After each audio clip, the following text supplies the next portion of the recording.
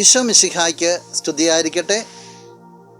പ്രിയപ്പെട്ട സഹോദര സഹോദരി, ഈശോയുടെ നാമത്തിൽ നല്ല ഒരു ദിവസം നിനക്ക് നേരുക. ദൈവത്തിൻ്റെ ഹിതത്തിന് നമ്മളെ തന്നെ വിട്ടുകൊടുക്കുമ്പോൾ നമ്മൾക്ക് ദൈവത്താൽ ഏറെ സ്നേഹിക്കപ്പെട്ട വ്യക്തികളായിത്തീരുന്നു. ഒരിക്കലും ഈശോയുടെ അമ്മയും സഹോദരങ്ങളൊക്കെ ഈശോനെ കാണുവാനായിട്ട് ഈശോയെ തിരക്കിയെത്തി. അപ്പോൾ ആരോ പോയി അറിയിക്കുകയാണ്, നിൻ്റെ അമ്മയും സഹോദരങ്ങളൊക്കെ വന്നിട്ടുണ്ട്. അപ്പോൾ ഈശോ കൊടുക്കുന്ന ഒരു മറുപടിയുണ്ട്. വിശുദ്ധ മർക്കോസ് അറിയിച്ച സുവിശേഷം 3-ാം അധ്യായം 35-ാം തിരുവചനം.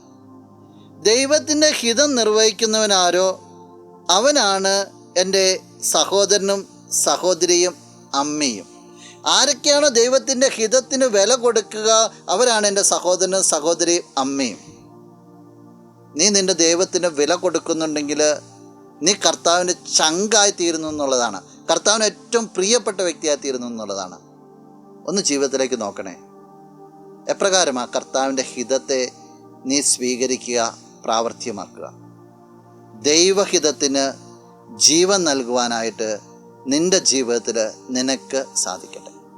നമുക്ക് പ്രാർത്ഥിക്കാം. കണ്ണുകളടച്ച് കരങ്ങൾ കൂപ്പും. നല്ലവനായ കർത്താവേ, നിന്നെ അങ്ങ് സ്തുതിക്കുന്നു, ആരാധിക്കുന്നു, മഹത്വപ്പെടുത്തുന്നു. നിൻ്റെ സ്നേഹത്തിന് പ്രത്യേകം നന്ദി പറയുന്നു.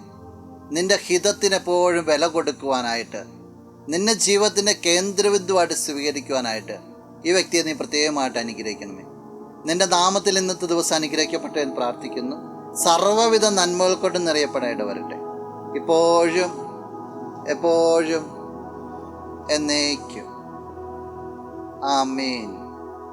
നീന്റെ സർവം, നീ എനിക്കുള്ളവൻ, നീന്റെ സർവം എല്ലാറ്റിനും, നിൻ ജീവനിൻ പേർക്കാ തന്നതിനാ, നീ എൻ്റെ സർവം എല്ലാ